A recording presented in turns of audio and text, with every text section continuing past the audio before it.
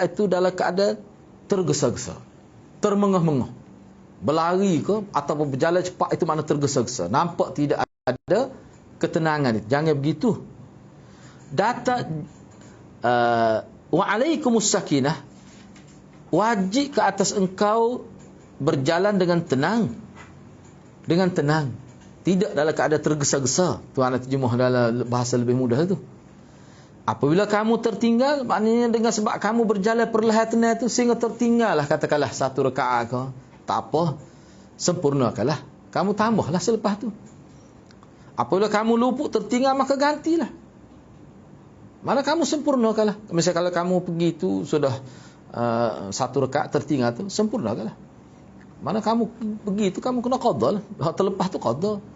Hak masih ada dengan imam tu kamu sempurnakan dengan imam. Itu maksud sempurna tu. Jadi yang tertinggal itu kamu qada lah. Ini dikira sebagai masbuk. Masbuk. Itu maksudnya. Maknanya daripada hadis ini, ketenangan itu lebih diutamakan kalau berlaku kelewatan. Jangan sampai nak mengejar rakaat itu sehingga berlari-lari, menyebabkan masuk dalam salat akad takbiratul ihram itu dalam keadaan yang tidak tenang. Itu Nabi tak benar. Sebab salat-salat ni dia lebih menjurus kepada ketenangan hati itu. Baik. Itu maksudnya.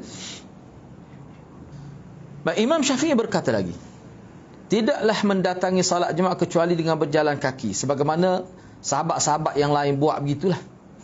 Apabila pergi ke tempat salat jemaah dengan berlari, maka dia tidaklah menyebabkan rosak salat itu. Tapi saya tidak suka begitu. Sebab apa? Sebab dia boleh menyebabkan kita jadi rasa tak selesa.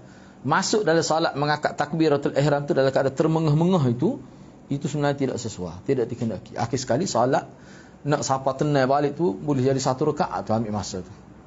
Boleh jadi begitu. Itu makna berhati-hati. Sebab itulah ramai ulama mengatakan orang yang pergi dengan tergesa-gesa tu walaupun tidak merosak ke salat, tapi hukumnya makruh. Makruh hukumnya. Jadi tak molek sangatlah. Cuba kita tengok dah.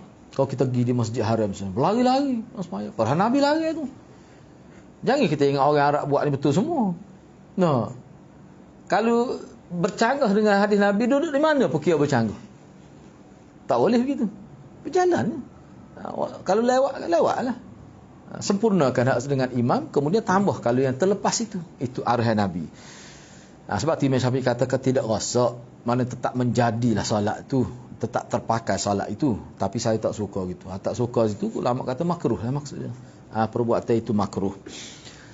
Begitu maksudnya. Cuma di sini berdasarkan kepada riwayat teks asal dalam kitab Al-Umni, Imam Syafi'i memberikan penekanan. Dia kata fas'au ini fas'au. Baik, saya nak ambil contoh begini untuk mudah kita faham. Misalnya kita sedang bekerja, kita buka kedai runcit ke ataupun apa saja. Bila dilakukan azan untuk salat Jumaat, maka kita tinggal. Perbuatan meninggalkan kerja dengan sebab mendengar azan itu termasuk al-amalus salih. Itu amal yang salih. Boleh pahala yang itu tu. Boleh pahala. Itu perbuatan tu. Itu maksudnya. Okey. Habis itu, okey, kita pergi seterusnya. Ni masuk pula al-hay'atu lil Jumaah. Makna penampilan saat pergi salat Jumaat. Bagaimana penampilan kita, keadaan kita, kondisi kita ketika pergi untuk salat Jumaat tu bagaimana? Dari segi pakaiannya macam mana? Penampilan ni zahir ni lah. Macam mana? Okey, baik. Imam Syafi'i berkata, diriwayatkan daripada Ibnu Umar bahawa Umar bin Al-Khattab melihat baju yang bercorak pada pintu masjid. Lalu ia berkata, wahai Rasulullah, seandainya kamu membeli pakaian itu. Ni mana ada orang jual baju lah di luar masjid. Dia buka, kita kata buka gerai lah, seolah begitulah. Lepas tu dia gantung baju, bukan dalam masjid. Urusannya bukan dalam masjid, di luar masjid. Dia tengok baju bercorak. Kalau dalam teks Arab dia hullatun siyara. Hullatun siyara ni ana tengok dalam teks dia ni. Ana nak baca di sini. Hullatun siyara nombor 4 tu. Jumpa tu nombor 4 tu dia ada bui ta'rif. Apa maksud hullatun? Hullah ni persalinan. Dia hullah tu sendiri kalau kita tengok dalam hadis ulama hurai dari segi bahasa maknanya pakaian lapisan kedua tu. Misalnya contohnya anak pakai jubah. dia pakai pula satu jubah lain yang nipis. Tu. Jubah lain yang nipis. Maknanya persalinan yang keluar. Seperti mana imam bila nak baca khutbah ke, dia ada sarut pula jubah lain. Tu jubah yang nipis. Comel lah jubah tu ni ada warna emas di collar dia ni gini lah, warna hitam tu. Tapi tu nipis. Panggil perkara tidak panjang tu. Dia masuk gitu ya. Hullah. Itu makna hullah asalnya. Tapi hullah sayra di sini maksud dia nya, anda nak baca di sini, dia buat sini. Sebab dia ada beberapa maksud lah. Sebab bukan dalil ni saja, anda rujuk tu dalam Maktabah Syamilah tu, dia sebutnya itu semacam baju, cuma dia diperbuat daripada sutera. Dia buat daripada sutera. Comel lah. Baju tu baju yang mahal harga dia. Dibuat daripada sutera. Tu. Dan ada corak dia, bukan kata kosong gitu saja, tidak. Comel lah. Bila Sayyidina Umar tengok gitu, dia pun kata kepada Nabi SAW, wahai Rasulullah, kalau Rasulullah beli baju ni, comel Rasulullah pakai. Rasulullah pakailah baju ni pada hari Jumaat. Sebab Rasulullah ni, sebab dia dalam hadis ada sebut Rasulullah pakai baju putih, jubah putih, lepas tu dia sahut hullah. Sahabat kata comel lah. Dia dengan wajah Rasulullah, kulit Rasulullah tu kita kata putih kuning, dengan baju dia dalam puan dia cerah, letak pula hullah, pakaian yang agak gelap. Orang panggil warna tu apa dia? Kontras lah kita kata. Kontras warna tu. Comel. Jadi gabungan tu menarik. Hak ni tidak hak tu. Tapi hak kira-kira pakaian tu cuma diperbuat daripada sutera. Lebih menarik lagi. Saya nak kata belilah pakai hari Jumaat. Ataupun pakai bila, sebab biasanya hari Jumaat, hari cuti ni, kalau orang rombongan daripada luar mari nak jumpa Rasulullah pergi masjid pun, nampak kehebatan tu. Kalau Rasulullah pakai gitu, nak jumpa tetamu luar negara. Itu mana wafd tu, rombongan. Tu pandangan saya nama. Bukan suruh pakai anak hari lah ni. Lalu Rasulullah pun kata, innama yalbisu hadhihi man la khalaqa lahu fil akhirah. Sebenarnya orang yang pakai pakaian ni, dia tak akan dapat dah di hari akhirat. Sebab dia pakai dah. Maknanya orang ni mengikut ulama kain sutera. Sutera maksud dia.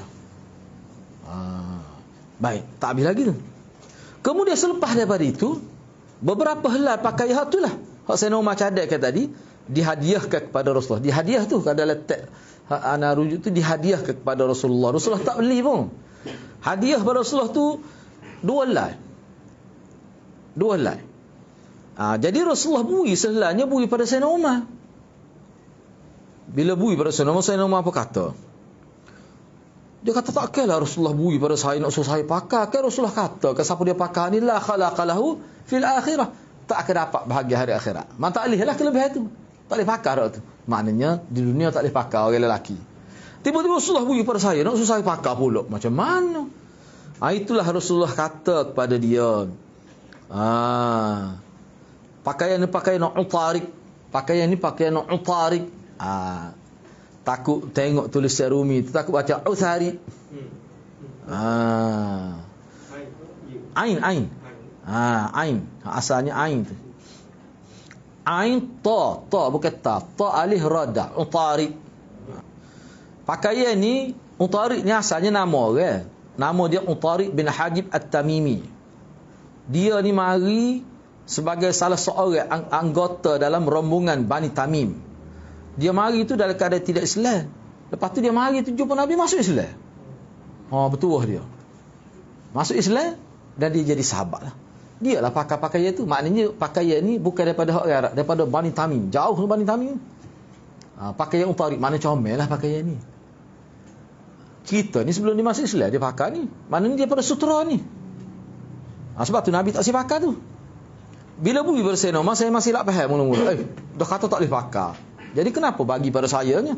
Tu Nabi kata, lam aksukaha litalbisha fakasaha Umar akhallahu bi Makkah musyrikan. Nabi kata kepada Sayyidina Umar, aku bui kamu, bukan suruh pakai. Benar ni, kita katakan sutera bukan haram pada zat dia tu. Kita boleh hadiah, boleh jual, cuma lelaki tak boleh pakai.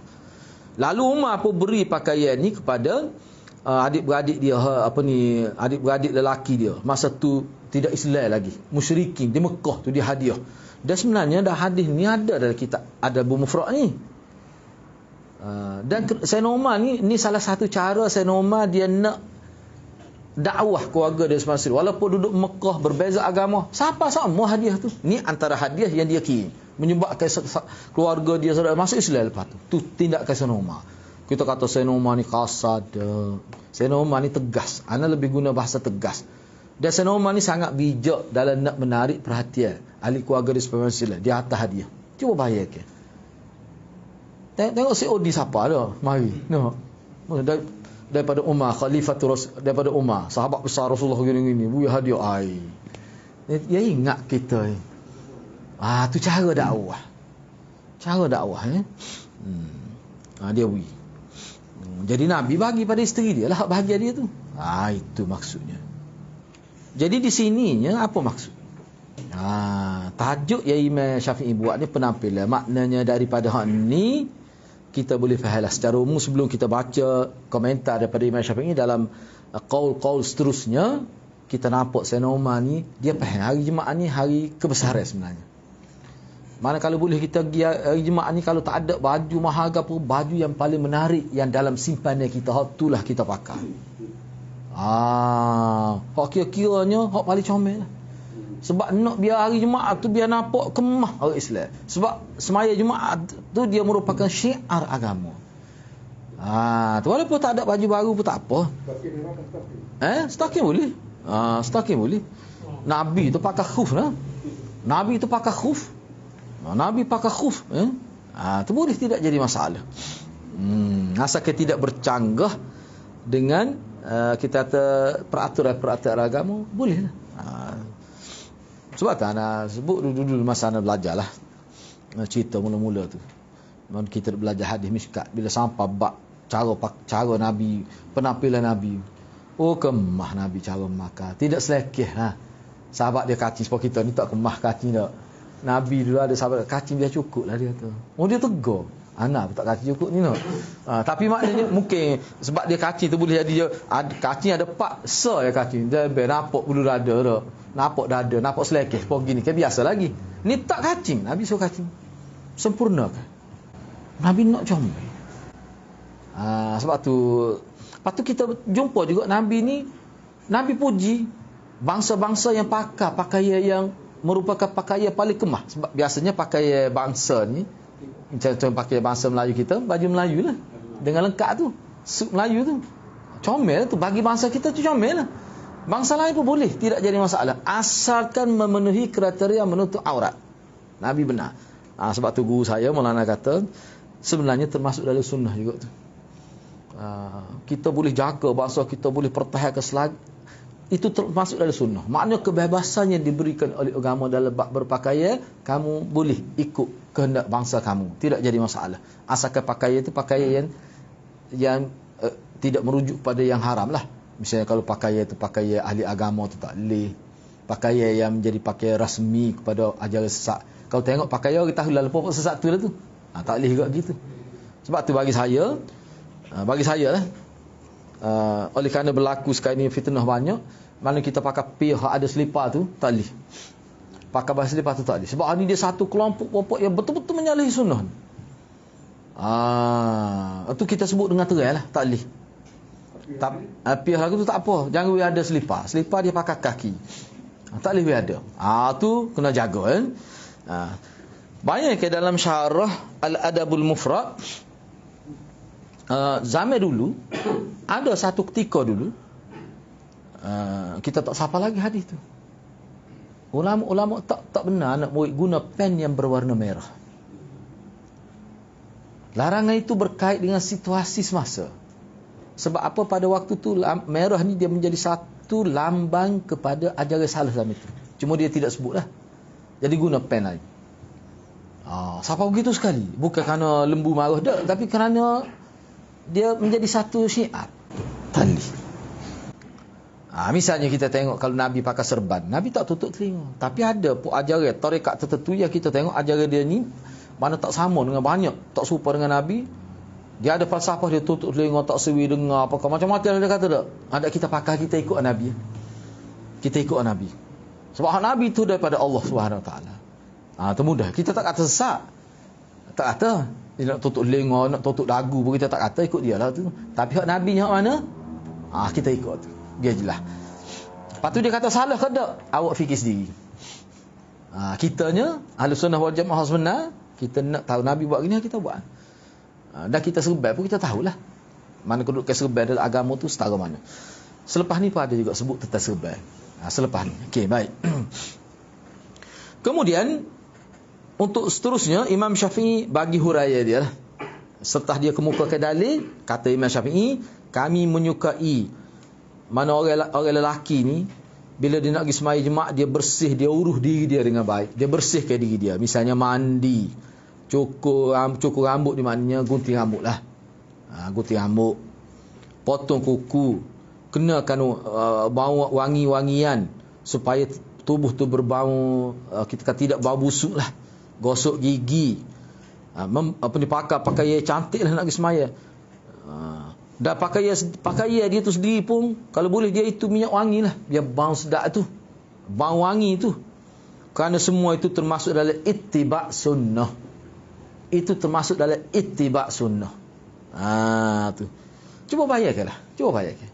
Ni anda sebut perasaan anda sendiri. Pengalaman kita pergi masjid ni. Kita pergi satu masjid tu, kita masuk tu rasa tak tenang dengan baunya. Kalau ada masjid tidak terurus dengan baik, padahal masjid mana-mana pun dapat pahala sama ya asalnya. Tapi orang panggil perkara sampingan itu. Tapi kita pergi setengah-setengah masjid tu, masuk segadah gitu. Hatu Nabi naknya. Misalnya kalau masjid Lundai dulu, kita fikir nak macam mana? Kapet ni tak sesuai bau. Sebab kapet baru pun dia bau. Orang ramai, dia ada cara dia. Seorang profesor daripada UKM, kita kontak dia mari. Dia kata beberapa perkara kena jaga. Dan dia ni buat dia punya cecair tu. Misalnya di tepi-tepi ni dia ada satu semburan. Ana pun kalau nak tahu nombor telefon pergi ambil dengan SU London lah, bagi Bendahari Haji Razilai tu. Dia semua ke tepi ni, seluruh. Bau sedap, dan semut tak ada, seekor pun tak ada. Lepas tu dia lokal ni bau kerana ada lumut dan sebagainya, mudah lekat tu tak. Kita pergi sembuh hal tu sejak ya. Dia mati semua, hilang semua dia punya, apa dia panggil lumut tu, menyebabkan kurang tak bau. Memang selesa lah. Kadang-kadang air kita kata longkang ni, walaupun kita sapuh pun dia tetap ada bau tu. Dia ada spray tu. Kosnya tidak mahal sebab kita campur dengan air. Memang bila kita itu maksud anaknya, walaupun zaman Nabi tak ada, tapi maksud tu, maqasid daripada apa yang Nabi sebut tu nak supaya menyegarkan. Salah satunya punca yang menyegarkan adalah bau. Itu. Dan hendaklah dia tidak, seseorang yang pergi ke masjid dia tidak menyakiti dan mengganggu orang lain yang dekat dengannya. Apa pun alasan dia. Mana kita nak pakai minyak wangi pun tengoklah setengah minyak wangi. Dia kita panggil minyak atar dulu tu tak. Kalau kita bau dia tu sakit kepala. Tu kena jaga juga. Mana biar jangan kira kita kalau kata hamba tak boleh bau gini dah. Tak usah pakai lah lepas hari tu. Tu. Memang anak apa ada setengah minyak atar dulu macik-macik nak kat ni lah. Orang kata tak boleh hamba sakit kepala bau gini ni. Tapi dia tak ada apa-apa. Kalau tentu ada orang kritik kita tak usah pakai. Mengganggu orang tu. Sebab tu kalau kita tengok ulama kata kalau bau bunga ni boleh katakan semua terima. Bau sedap kalau bunga. Ada disebut begitu. Kena fikirlah, kena fikir benda tu. Kena fikir. Rokok tak boleh. Mana kalau bau rokok tu kena heret pergi letak kubur dia tu. Supaya Nabi heret di kubur Baqi', orang bau mulut. Nabi kan heret bukan sekadar suruh keluar, dia letak di kubur Baqi' ni. Kena heret gitu. Anak so kena buat sekali. Cuma kena tu email tu kena ada suka-suka tali pinggir hitam tu waktu tu. Taekwondo tu. Pekat tinggi dah hitam. Kau rapat jik tu. Dia tak boleh kena bertegah ni. Benda-benda gini sebab nyaya ke dia dan nyaya pada orang lain. Satu perkara lah, biarlah anda nak sebut dah. Biar kita, untuk kita. Isu sah rapat ni tak boleh. Memang kena rapat sah. Jangan jadikan sejadah itu penghalang untuk rapat sah tu. Saya pergi ke satu masjid, dia belah dia punya sejadah dia. Bakal dia nak beli baru, saya mengu banyak dah sejadah besar, dia kerak gomor ke tepi dua tu, lepas tu dia jahit pula. Nampak jahit tangan. Tak cara huduh tu. Maknanya sejadah dia sekarang untuk kaki dia. Sebab dia gini, orang tak pijak dia kata sejadah dia. Jadi menyebabkan sejekali itu tu sorang dah tu. Boleh masuk kalau kecil, saiz kecil tu. Jadi bayar kalau tu sejekal jadi longgar sah. Kesal daripada 2 tahun ni lah. Jadi nak itu pula jadi kekok nampak. Tamu-tamu duk pakai lagi tu kena pakai sejadah tu. Padahal tidak ditekan dah tu. Bagi saya kalau nak pakai, tak ada masalah, pakai dengan faham lah. Kita guna dengan faham. Setengah orang tu tak boleh orang nak pijak sejadah dia. Kelih keling gitu. Orang pun jadi tak tergamuk selalu. Jadi pak cik tu nakal semua. Dia kerak betul. Dia kerak jadi kecil nampak panjang gitu. Tujuannya supaya rapat sah tu. Tuan nak. Dan sebenarnya rapat sah ni termasuk dalam mutammim, penyempurna salat. Tu kena jaga tu waktu tu. Kena jaga tu. Jadi maknanya di sini kalau kita nak kira daripada apa yang disebut oleh Imam Syafi'i berdasar kepada hadis Nabi, makna kalau seorang tu macam dia tak suka orang pijak sah dia, itu makna menyakiti juga. Kita tak senang semaya tepi dia apa, nak perapat sah tak boleh. Nampak dia celaklah kita bila kita nak pijak sajadah dia tu. Kita wasatnya itu menyakiti tu. Sedangkan merapat ke sana hak jemaah, bukan hak individu. Hak kita lah, jemaah tu kita lah. Dia tak boleh, dia tidak ada hak nak supaya ada berlaku jarak tu. Tidak ada hak. Sebab keadaan ini sudah endemik lah. Tu. Kita pun tidaklah kata nak lawan setiap lekok nak lawan saja. Tak, bila ulil amri, al-umara wa ulil amri kata gini, kita patuh lah. Ni tiba-tiba bila dia kata tak ada dah tu, boleh dah. Tak lagi. Tu tak kena tu. Kena itu molek. Saya memang takut tak ada berkat siapa bila kita tu kena jaga. Tu termasuk menyakiti juga. Sebab tu molek-moleknya kita kalau sekiranya tak boleh nak kawal kat, cari sejadah kecil sekadar muat kaki kita. Imam Syafi'i kata lagi ni perkara yang mutammim, penyempurna, yang menyebabkan jadi sempurna. Imam Syafi'i kata saya lebih menyukai apabila musalli itu mengenakan pakaian putih ni pada hari Jumaat ni. Apabila dia boleh lah, kalau dia ada pakaian putih, boleh sedia boleh mengenakan serban Yaman. Kata ni jenis-jenis serban ni. Dia serban tak sama orang Yaman serban dia lagu ni. Orang Arab kaya umum dia pakai serban, tapi tak sama serban dia. Ataupun lebih kurang gitulah. Boleh apabila pakaian yang tidak dicelup, diberi perona setelah ditenun dan benar tidak terbuang, maka itu adalah lebih baik. Dia maksudnya begini. Ini daripada apa yang saya tengok Rifat Fauzi lah. Dia gini. Pakaian disebut memang lah. Putih itu lebih diutamakan. Supaya dia nampak lebih tenang. Bahkan Nabi dalam sejadah dia ni, dia nak satu warna. Tak semestinya putih, satu warna. Tak sih corok-corok. Sebab kita ni memang terganggu. Kalau sajadah tu walaupun warna tidak putih, kalau satu warna saja, dia lebih menyenangkan. Anak lah. Dan Nabi pun suka begitu. Ni kalau sejadah ni kan dia ada gambar Kaabah, dia ada gambar tiang masjid, ada gambar macam-macam lah. Dia terganggu. Lebih baik yang sebab tu setengah-setengah orang. Dan Ana sendiri pun Ana ada sejadah kecil tu yang warna hijau muda yang kita tenang, yang mana tak ada apa-apa corak. Kita letak tempat sujud, kita fokus pada tempat sujud tu. Dia lebih terjaga. Hatu anaknya. Sebab tu Nabi kan dari riwayat, walaupun depan dia tempat sidar kain tu ada kain yang bercorak gambar. Nabi suruh alih. Akhir sekali Aisyah buat jadi pelapik batang masa tidur. Ada setengah riwayat kata diguna untuk sapu kaki. Makna tidak ada makna memuliakan gambar, takut jadi bahaya. Makna pakaian putih tu memang ulama kata sunat tu. Pakai itu. Tapi buat apa pergi pakai hitam tu? Baik kan pakai hitam tu. Tu ya kan okey putih lah, tapi tak apa buat pakaian kukuk mana pun. Tapi dulu satu ketika hak pakaian hitam tu satu perkara. Kalau Syiah dia pakaian hitam tu termasuk serban hitam, semua hitam. Dan dia pakai serban hitam lah. Dulu kalau serban hitam ni kerana pengaruh Syiah tu lah. Kalau tentu dah begitu, lebih baik tak pakai lah. Dulu saya ingat, sama tu ni ingat dah. Kalau di Pondok Kenali tu kan hitam berlaku. Tak baru tak email. Siapa kau jenis tu? Apa tu? Pengaruh tu lah. Padahal kalau kita tengok Nabi pakai, banyak putih serban dia.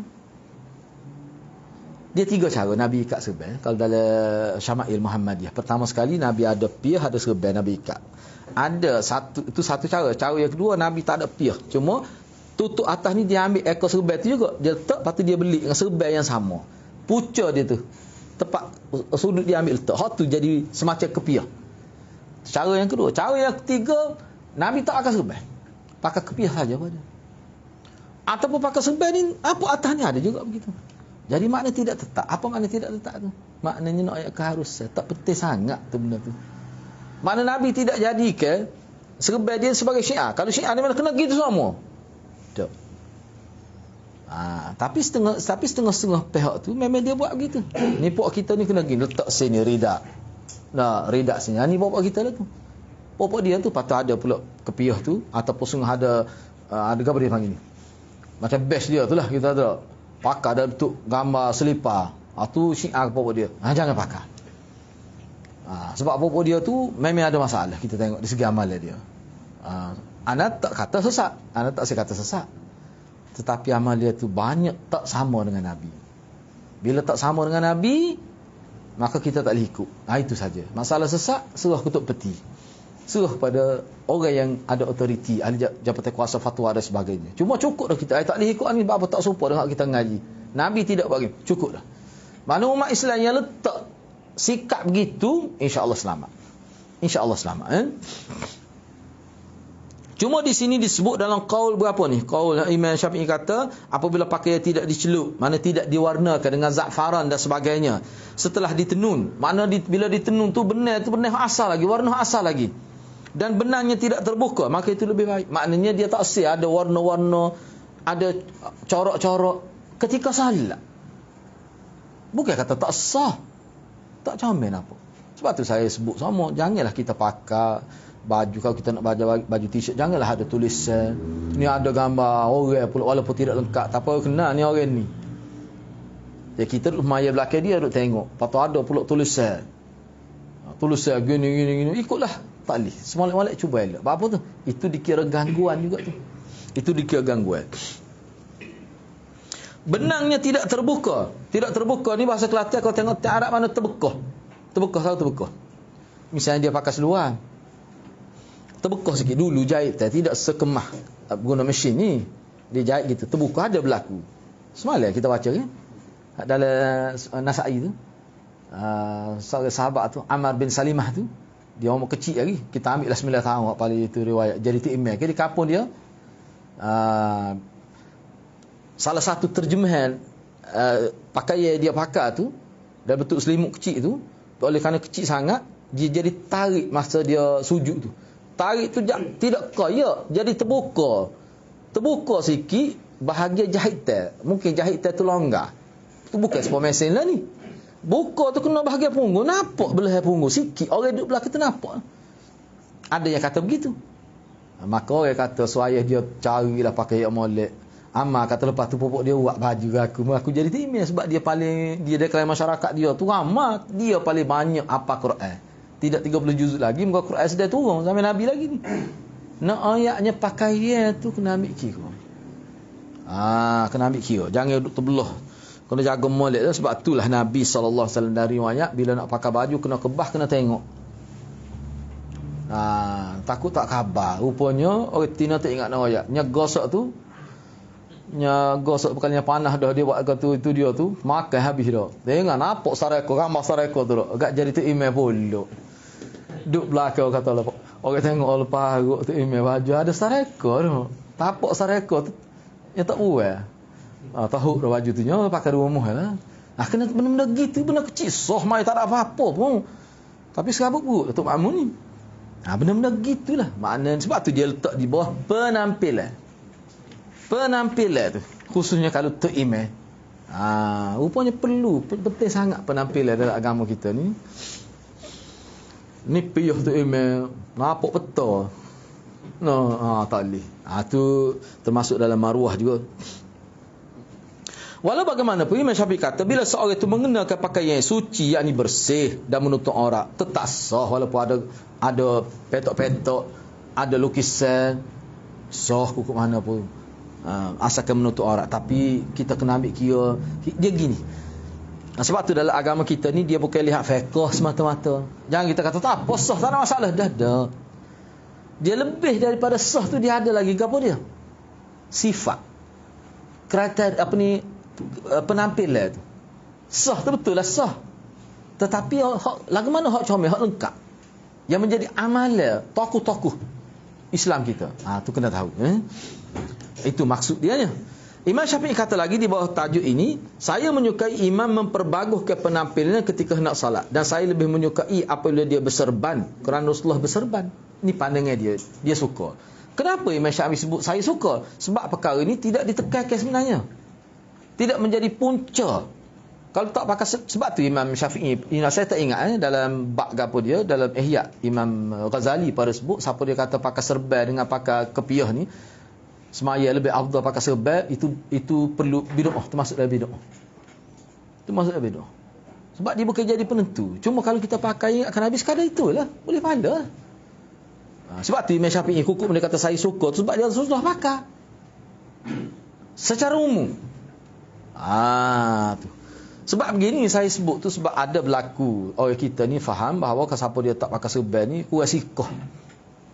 Sedap dah dia sama tapi nya pakai sokok. No. Kurang sikah. Ada yang begitu. Saya tahu tu sebab saya ada dalam grup WhatsApp tu lah. Masa jadi email kan dia masuk tu email suruh Kelantan tu. Oh dia kata sedap sebab kawan ni dia panggil apa dulu? PU lah. Tani apa dia? PU lah kita. Pencetus rumah. Tu. Jadi dia ni kira juara lah.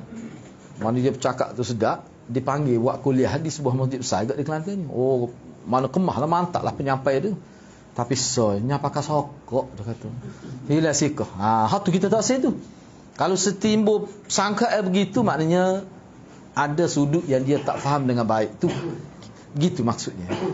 Sokok pun tak ada masalah pun, Nabi ada pakai sokok. Kalau kita atas sokok Parsi tu, keluar ekor tu, kita jumpa dah ke sebelum ni. Tak jadi masalah. Itu bukan perkara besar lah. Ni siapa pecah dua, ki sokok, ki piah. Tak kenal gitu. Ni. Bahkan semaya ni tidak dibincang pun. Tidak termasuk dalam perkara utama. Pakai piah ataupun tidak pakai piah tu. Hak orang bincang berlapik, rambut belakik apa tu, itu perbincangan bab lain tu. Bab lain tu. Itu berkhilaf lagi. Siapa dia dulu ni saya nak sebut lah. Ni seorang pengkuliah, dia masih ada lagi di Kelantan lah. Dia sudah sakit, dia ceramah di masjid besar juga di Kelantan ni. Saya dengar sendiri, saya singgah berhenti semaya dengar dia kuliah. Siapa dia? Soekarno dia sebut. Dia kata Soekarno ni tak pernah sah dia semaya. Sebab apa? Sebab dia pakai sokok tu tengah ni, sini. Dia kata begitu. Betul ke Soekarno pakai begitu? Soekarno ke Soeharto gitu. Tapi dia sebut dengan terang Soekarno dah. Sokok tinggi dia pakai tu. Jadi maknanya tutup dahi. Kayak dahi ni tempat utama, ada sujud tu, rukun utama tu nak banding dengan tangan kaki tu. Jadi tutup dengan sokok dia. Maknanya kena sokok, berlapik. Jadi kerana sokok menyebabkan tak rapat dahi. Hidung rapat, boleh jadi kening tu rapat. Dahi tu kening, bukan dahi dia kata. Maka dia hukum tak sah. Berat juga tu. Sedangkan perbincangan tu masih luas lagi tu. Tu. Dengan seolah tak ada dah pilihan tu. Tak ada dah sudut-sudut lain yang perlu kita tengok di situ. Tu bahaya tu. Tak boleh lagi tu. Bahkan orang maya terakak kaki tu ulama bincang lagi. Tidak mutlak kata tak sah tu. Tapi nak jadi timah tak boleh gitu. Terakak kaki duk tergantung gitu kaki. Ulama bincang lagi. Baik. Seterusnya habis di situ. Kita ada masa berapa ni? 4 minit lagi. Sebab 9 suku kita nak ambil subjek yang kedua. Sebab nak tepat. Mana pun ada kuliah Jumaat ni. Buat nota sikit. Okey, tak apa, kita pergi seterusnya. Ambil satu bab lagi. As-salah nisfun nahar yaumal Jumaah. Salat tengah hari pada hari Jumaat. Gapo dia pula maksud dia? Tahu lah nak. Cuba tengok pelik. Kita tahu memang dia tengah hari dengan separuh hari ni apa beza? Cuba kita tengok di sini. Okay. As-salah nisfun nahar yaumal Jumaah. Mana semaya pada separuh hari. Pada hari Jumaat. Dia sebut sini salat tengah hari pada hari Jumaat. Tengah tu separuh. Dia sebut. Pada asal dia nisf mana separuh. Separuh hari. Baik, tak apalah kita tengok di sini. Imam Syafi'i berkata, diriwayatkan daripada Abi Hurairah, anna Rasulullah sallallahu alaihi wasallam naha 'anis salah nisfan nahar hatta tazula syams illa yaumal jumu'ah. bahawa Rasulullah melarang salat pada tengah hari sehingga matahari tergelincir kecuali hari Jumaat. Apa maksud dia? Rasulullah melarang nahaan. Rasulullah melarang melakukan salat. Itu maksud dia. Pada tengah hari dia terjemah. Mana pada pertengahan lah, separuh tu mana? Bila separuh kita ambil, mana tengah tu. Kita bagi kita kata satu benda kita buat tengah tu. Kalau kita nak belah jadi sama tu, kan dia jadi separuh lah tu. Itu mana nisf, maksud dia di sini. Nabi larang solat pada pertengahan siang. Sehingga tazula gelincir matahari kecuali hari Jumaat. Mana apakah maksudnya kalau hari Jumaat tu boleh kita buat awal sebelum gelincir matahari ataupun macam mana? Cuba kita tengoklah di sini. Para sahabat yang berada di zaman Umar bin Al-Khattab radhiyallahu anhu, apabila tiba hari Jumaat, mereka akan mengerjakan salat sehingga Umar Khattab keluar. Bila mana Umar telah datang dan duduk di atas mimbar, muazzin kemudian mengumandangkan azan. Mereka duduk berbincang-bincang sehingga apabila muazzin telah diam, Umar pun berdiri dan mereka pun diam. Tidak ada seorang pun yang berbicara. Baik, Imam Syafi'i kata, apabila orang ramai pergi untuk melakukan salat Jumaat, maka mereka boleh melaksanakan salat sampai imam naik ke atas mimbar. Apabila imam telah berada di atas mimbar, mereka berhenti. Apabila imam telah berkhutbah, maka mereka diam memperhatikan khutbah. Maksud apa dia? Maksudnya kita bila kita pergi masjid, kita boleh semaya sunat. Walaupun matahari berdiri atas kepala pun boleh lagi. Padahal asalnya tak boleh kalau hari lain. Tapi hari Jumaat boleh. Bila tak bolehnya? Bila imam mari. Imam naik atas mimbar pada waktu di asal zaman tu. Bila imam mari, masuk waktu dah lah. Imam naik atas mimbar, imam duduk, maka dilaungkan azan. Laungkan azan tu ambil masa lah sampai habis. Hak tu boleh lagi semaya tu. Setengah ulama kata, setengah kata tak boleh. Bila dilaungkan azan, bila imam naik duduk tu tak boleh dah semaya. Setengah kata boleh lagi. Hak tentu tak boleh sepakatnya bila imam nak baca khutbah. Maknanya kalau awak duduk tengah semaya pada waktu kena berhenti. Siapa begitu?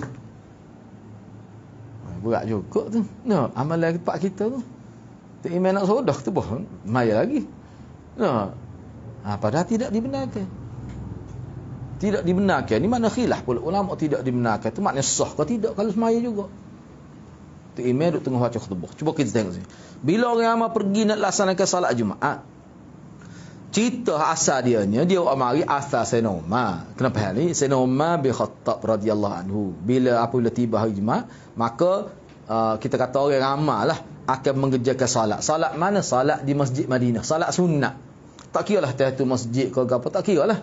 Salat mutlak ke. Sehinggalah. Maknanya mereka akan berhenti semaya apabila Sayyidina Umar keluar daripada bilik imam. Ataupun keluar daripada rumah dia masuk masjid. Keluar tu nak pergi mana? Naik atas mimbar. Itu maksud dia. Bila mana Umar telah datang dan duduk atas mimbar, muazzin melaungkan azan. Hak ni sebiji seperti zaman Nabi, seperti zaman Sayyidina Bakar. Pada waktu tu mereka tak semaya dah. Mereka duduk berbincang, mana kecek tak apa tu, kecek bila-bila dengar tu ada kecek-kecek gitulah. Sehingga apabila muazzin telah diam, selesai dah azan, maka Umar pun berdiri. Selepas tu mereka senyap. Semaya pun tak ada. Hak kecek-kecek sikit-sikit dengan jiran tepi tu pun senyap dik dah. Apa tu? Sebab Sayyidina Umar nak baca khutbah tu. Teballah kecek masa Sayyidina Umar baca khutbah. Nah, Umar lah ni lain. Umar dulu lain. Sebab ada seorang ustaz. Dia meninggal, ada ustaz ni email juga, saya cerita juga. Dia kata ada seorang email tu backing sungguh. Hana Umar pun tak buat gitu. Dia duduk tengah baca khutbah ada kecek. Dia senyap dah, dia perhati dah. Cuma dia tidak buat announcement sebab dia sedang baca khutbah. Dia akak tokak. Aku lacak dia kata. Sonyak di sebuti masjid. Dia nak lacak dengan tokak. Dia nak marah saja. Sebab pesan dah sebelum itu tu. Tok Bilal pesan dah jangan bercakap semasa imam baca khutbah gini. Hanya awak tak erti juga. Tok imam ni dia nak marah. Dia tengah baca khutbah kecek lagi. Dia akak tokak. Tapi tak lacak. Dia ugut. Senyap. Aku lacak dia kata. Dia marah. Tu terpaksa buat begitu. Padahal tak boleh tu. Baik. Kata Imam Syafi'i, bila orang ramai masyarakat pergi untuk melaksanakan solat Jumaat, maka mereka boleh solat. Solat ni solat sunat. Hinggalah imam naik atas. Bila imam naik atas mimbar, dia kena berhenti. Yalah, di sini adalah perbincangan ulama. Mana kata dia tu duduk tahiyat, duduk rakaat kedua dia. Dia boleh selesaikan. Dia boleh selesaikan. Tapi kalaulah dia duduk semaya, tiba-tiba imam nak baca khutbah, dia baru masuk rakaat pertama, dia kena berhenti. Dia kena niat keluar daripada semaya tu. Hak ni lah jadi timbul isunya. Lepas tu Nabi tu suruh bangun Nabi suruh bangun tu, duduk tengah khutbah tu, bangun. Sebab itulah benda ni jadi khilaf. Ada satu pihak kata hak tu waqi'atul hal, waqi'ah juz'iyah pun boleh. Mana kisah terpencil, Nabi ada maksud lain. Maknanya sebenarnya tak boleh. Tapi untuk maksud lain. Berkait dengan orang tu. Dia orang miskin. Pakai ia pun bertapa-tapa. Nak suruh sahabat tengok. Bapa tak bantu dia tu. Tu tujuannya. Ada setengah ulama kata tak. Sebab dia ada lagi kisah lain. Misalnya Osman sendiri sana, Osman zaman sana Umar tu bang bismaya. Ada kata gitu. Tapi setengah kata tu tidaklah sahih. Tu. Dia ada khilaf, sebab tu saya kata ada khilaf. Cuma bagi saya, setakat yang saya belajar, hak umumnya maknanya ni lah. Mana kalau kita tengok Imam Syafi'i pun pergi hak tu. Ni Imam Syafi'i sendiri. Moleknya gitu. Tu. Kena berhenti lah. Bila imam siapa naik nak berkhutbah naik atas mimbar, kena berhenti. Tak boleh kecek, tak boleh semaya. Mana kalau kita pergi masjid tengok tu imam dah atas mimbar dah, duduk. Tahiyatul masjid pun tak payah. Imam Syafi'i pun begitu. Balik kok. Bukan terbalik. Masa orang pen dia tak semaya. Masa tak imam baca khutbah dia semaya. Tak kena lah. Banyak tu tak serupa. Ni Imam Syafi'i sendiri. Sampai mulut masuk waktu tu. Mulut masuk waktu. Tu sebab itulah dia jadi satu dalil besar tu. Macam masa mana nak semaya tu? Moga zaman Nabi, zaman Sayyidina Bakar, zaman Sayyidina Umar, azan tu bila imam naik mimbar. Selepas habis azan tu, azan pertama ni terus baca khutbah, tak ada azan kedua. Hak zaman Sayyidina Uthman tu pun lain, dia azan sebelum masuk waktu. Itu timbul isu. Dah tu kuat tu. Sebab itulah ana tak ingat dah. Rasanya dalam hak ni juga dulu kita jumpa ni, tak ingat dah. Tak saya Imam Syafi'i ke siapa dia sebut. Ana tengok kena cek sebenarnya. Tapi jelas ada ulama mengatakan kalau sesiapa boleh bawa dalil bahawa ada kenyataan daripada Nabi, ada berlaku celahan masa antara azan dengan khutbah tu. Kena maklum lah. Mana ada berlaku zaman Nabi celahan masa ni, maksudnya selepas azan, sebab azan zaman Nabi ni sudah tentu dah bila masuk waktu. Tiba-tiba ada lagi waktu celahan tu. Antara selesainya azan dengan imam baca khutbah, ada waktu. Sehingga boleh solat sunat situ. Kalau ada, kena mari dalil. Selagi tak ada tu, dia kata kita tak boleh terima. Ada ulama sebut gitu. Sebab memang terbukti sampai Sayyidina Umar pun dia tidak, walaupun jangan kita silap faham, Sayyidina Umar ni dia telah berdasar pada maklumat yang dia terima pada mana sahabat semuanya setuju, oleh kerana masyarakat ramai kita buat 2 kali azan. Azan kedua dia panggil. Azan kedua ni duduk mana? Duduk sebelum masuk waktu. Jadi azan bila masuk waktu dia dikekalkan sebagai azan pertama. Hak tu tak berubah zaman Sayyidina Bakar, tak berubah zaman Sayyidina Umar, zaman Nabi, zaman Sayyidina Bakar, tak berubah tu. Jadi hak Sayyidina Umar buat tu dia bukan ubah hak tu. Dia tetapkan ada satu azan yang sebagai elah. Hak tu bukan letak selepas masuk waktu, sebelum masuk waktu. Jadi hak asal zaman Nabi 3 sahabat ni tak berubah. Tak berubah. Jadi kalau kita ambil kira, kalau kita betul-betul ambil kira, Sayyidina Umar syariat ada biar ada azan sebagai elah. Dia tak boleh semaya hak tu atas nama semaya sunat sebelum Jumaat. Kalau nak semaya sunat lepas tu tahiyatul masjid boleh lah. Sebab nak sunat sebelum Jumaat mana, hak tu tak masuk waktu lagi. Boleh tak? Kok mana ada riwayat? Dia bukan saya tanya, jangan kata ustaz dia benda khilaf gitu. Dia ni perbahasan ni ulama. Ulama kata tak ada, tahu kata ada, kok celah mana? Hak zaman Sayyidina Umar, zaman kita ni jadi ada lah. Jadi hak kita ni sebenarnya dia ikut hak nak 3 sahabat pertama ko, ikut Sayyidina Utsman ko, dak belaka tu. Lepas tu ikutlah hak tu cuma nak ayat tu. Jangan pula marah pula nak. Kita tanya. Yang dia bila bakar rara itu. Bila pula ni? Apa? Tak sini tukar pula. Hak masuk mula-mula ni. Maknanya orang tahu. Bila suara ni maknanya tanda nak masuk waktu. Kena bersiap cepat-cepat lah hak duduk jauh-jauh tu. Tu tujuannya. Kan molek tu. Maknanya sebab tu saya kata senoma tidak ubah yang asal. Dia tidak kisah tu. Sebab itulah kena ingat dalam kita bicara Sunan Nasai dulu. Azan yang kedua duduk mula-mula. Azan pertama masuk waktu tetap tu. Tak ubah. Kenapa tu? Tidak kata saya normal bila dia buat azan aku dia kesok tu. Dia tak ada berlaku pengesok tu. Tu bahasa Kelantan. No. Payah lagi tu tak faham. Tak ada berlaku anjakil lah kita kata tak berubah tu. Mana peralihan tu tak berlaku. Dia bahasa Kelantan ni lagu tu lah. Saya sebut ni gini sebab saya pernah dengar tak ingat. Kalau ingat pun tak saya sebut lah ustaz tu. Dia kata saya Umar tu buat bid'ah tu. Sahabat lama lagi tak kata apa. Zaman Nabi mana ada dua khutbah, dua azan. Maksud dia tambah. Dialah awak nak kata gitu. Awak kenapa ada tambah mana? Tu berlaku perubahan ke tidak? Tambah tu kenapa? Atas ilat apa? Dan sahabat setuju atas rasa ada masalah. Memang betul masalah apa tu? Kalau tidak tak ada orang duduk padan tu. Duduk di kebun tu nak lari tu. Lepas tu masyarakat pada waktu tu rumah pun sudah banyak dah jauh daripada Masjid Madinah. Sebab masyarakat semakin ramai. Itu faktor-faktor yang diambil kira oleh pihak kerajaan pada waktu itu. Bukan main-main tu. Dan Sayyidina Umar saya tengok dalam kitab Sayyidina Umar bila dia nak buat tu dia bincang dengan sahabat. Sahabat-sahabat ni hak muthaqafin, hak cendekiawan kalangan sahabat, hak cerdik-cerdik ni bincang. Tanya lagu mana ni kita nak buat ni. Maknanya seolah-olah beginilah. Sama ada kita nak panjang waktu, mana selepas azan pertama tu dengan baca khutbah tu kita nak tarik masa biar panjang punya. Tapi dia tak buat tu. Sebab apa? Tak berani nak buat tu. Sebab apa? Takut bercanggah dengan ajaran Nabi, Sayyidina Abu Bakar, Sayyidina Umar. Hak asal. Tak berani nak ubah tu. Tak boleh buat gitu. Cuba tengok sahabat. Sebab tu bila kita baca kemas sahabat ni, dia tak ubah ke mana. Jadi nak buat lagu mana juga? Kita azan.